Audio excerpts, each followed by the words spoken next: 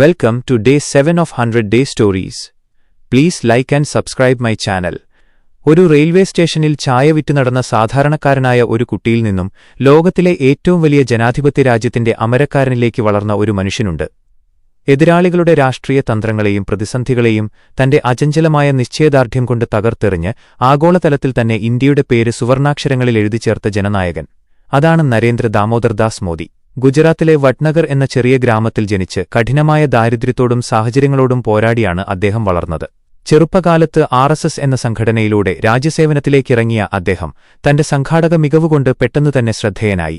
പിന്നീട് ഗുജറാത്തിന്റെ മുഖ്യമന്ത്രിയായി അധികാരമേറ്റ അദ്ദേഹം വികസനത്തിന്റെ ഒരു പുതിയ മാതൃക തന്നെ ലോകത്തിനു മുന്നിൽ കാണിച്ചുകൊടുത്തു.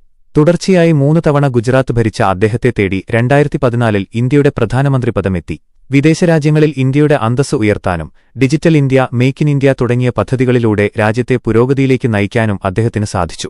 വിമർശനങ്ങൾ എത്രയൊക്കെ ഉണ്ടായാലും തീരുമാനങ്ങൾ എടുക്കുന്നതിലുള്ള അദ്ദേഹത്തിന്റെ ധൈര്യവും മുന്നിൽ നിന്ന് നയിക്കാനുള്ള ശത്രുക്കൾ പോലും സമ്മതിച്ചു തരുന്ന ഒന്നാണ്.